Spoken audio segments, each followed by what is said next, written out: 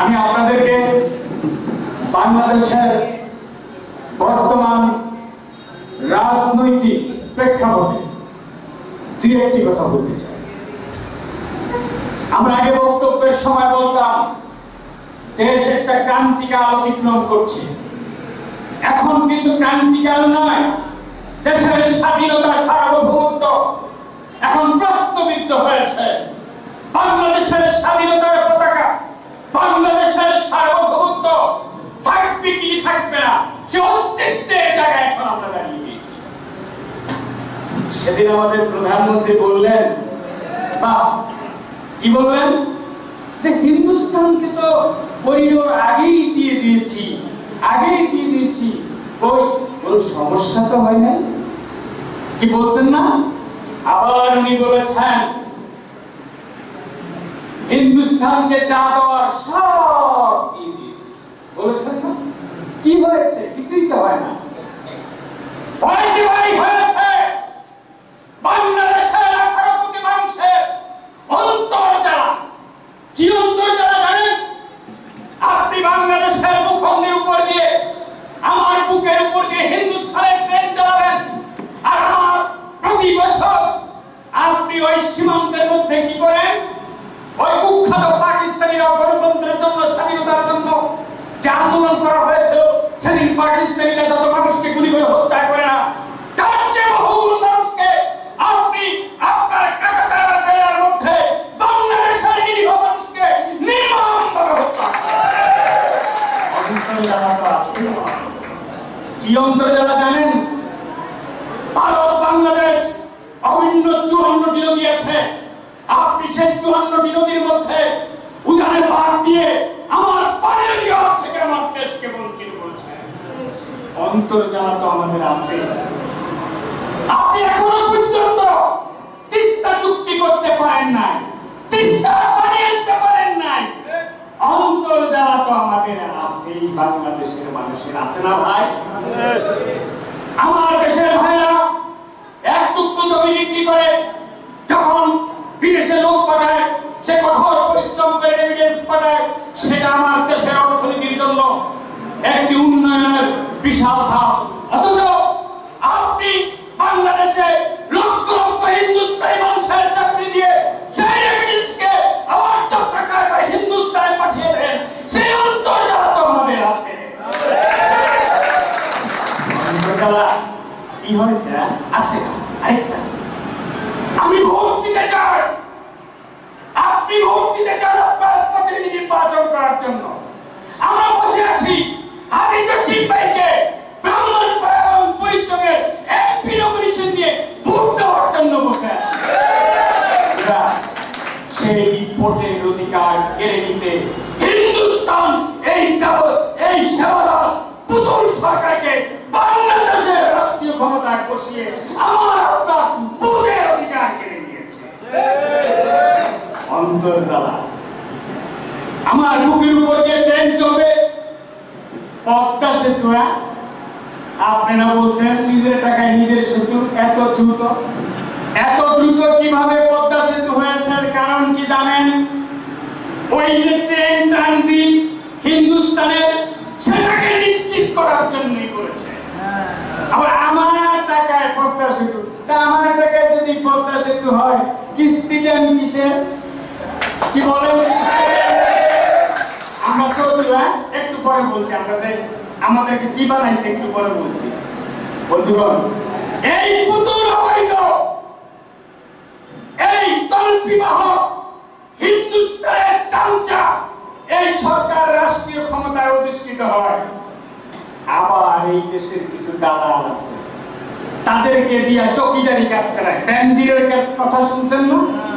বেচারা বেনজির, তাদের চক্রাকারী করা হচ্ছে। এখন বলে বেনজির আওয়ামী লীগের কেউ না। দেখছেন ভাই, এই বেনজির এই বাংলাদেশে সর্বপ্রথম তাদের প্রেসক্রিপশন অনুযায়ী বাংলাদেশে গায়েবী মামলা শুরু হয়েছে। আমাদের কেউ না, ধরা পড়লে আমরা কেউ না। আবার দেখেন, একটা আন্দোলন চলছে, কিন্তু একটা সংগ্রাম চলছে, একটা যুদ্ধ চলছে। সেই যুদ্ধের মধ্যে যদি আমরা কামিয়াব না হই, আপনারা যদি সফল না হন, আমরা যদি সাকসেসফুল না হই, তাহলে কি হবে জানেন? ইতিহাস ছাগলের ইতিহাস লিখবে, ছাগলের। কারণ অন্যায় কোনোদিন প্রকৃতিও সহ্য করতে পারে না। ওই ছাগল দেখেছেন না কিভাবে ছাগলের উসিলায় তাদের দুর্নীতি ধরা পড়েছে, দেখেছেন না? তো পতন তারা করবে, হবে তোলা তারা করবে। সেই যুদ্ধে আমাদের ইতিহাস থাকবে না প্রকৃতির ইতিহাস থাকবে না ছাগলের ইতিহাস থাকবে, সেটাই আজকে শপথ নিতে হবে ইনশাআল্লাহ। আমাদের ইতিহাস থাকবে, আমরা ইতিহাসের সেই সাক্ষী হয়ে যাব। মুক্তিযুদ্ধের যেমন সার্টিফিকেট হয়, বাংলাদেশও গণতন্ত্র প্রতিষ্ঠার আন্দোলনে যারা অংশগ্রহণ করেছে আমাদেরও সার্টিফিকেট।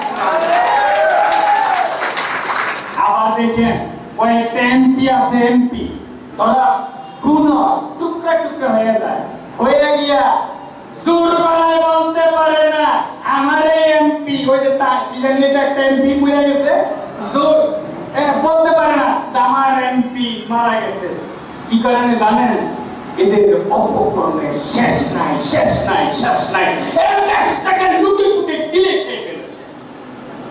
বন্ধুরা, এত আকাম কামের পরেও কি বলে জানেন? বলে ওরা তাহাজ্জুদ পড়ে, বলে না তাহাজ্জুদ পড়ে, বলছে না ভাই? শামীম ওসমানও তাহাজ্জুদ পড়ে, শেখ হাসিনাও তাহাজ্জুদ পড়ে। আর ও শামীম ওসমানরা, ও শেখ হাসিনা বাজার, আপনারা যে তাহাজ্জুদ নামাজ পড়েন, বাংলাদেশের জনগণ দেখে না, বাংলাদেশের ধর্মপ্রাণ মানুষ দেখেছে। আপনার তোলা ইহুদি মেয়েদের সংসার করছে, তাহাজ্জুদ দেখে না, কিন্তু বাংলাদেশের মানুষ দেখেছে। ফ্রান্সের প্রেসিডেন্টের সাথে আপনার যে একটু গোলাগুলি হয়েছে, এটা বাংলাদেশের মানুষ দেখেছে। বন্ধুরা, বক্তব্য দীর্ঘায়িত করবো না, অত্যন্ত গরম পড়ছে। আপনাদেরকে শুধু আমরা বলতে চাই, অনেকেই বলেন যে গত আন্দোলনে আমরা ব্যর্থ হয়েছি। এটা একটা হতাশ আমাদের নেতা কর্মীদের মধ্যে কাজ করে। বিশ্বাস করেন ভাই, পৃথিবীতে যারা পেশিবাদ সৃষ্টি হয়েছে, ইতিহাস দেখেন, এই পেশিবাদরা খুব সকালে ক্ষমতা ছাড়ে না সত্য, কিন্তু পতন তাদের হয়।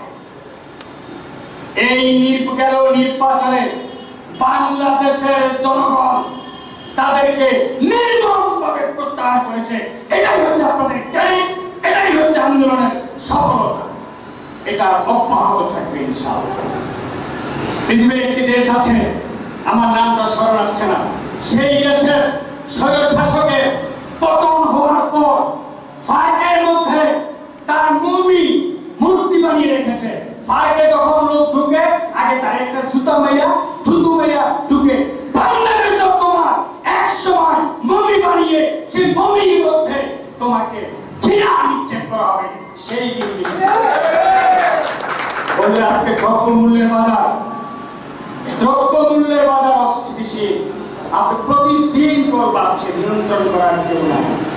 কারণ হচ্ছে এরা সিন্ডিকেট করে বাংলাদেশের দ্রব্যমূল্যের বাজার অস্থিতিশীল করে ফেলেছে।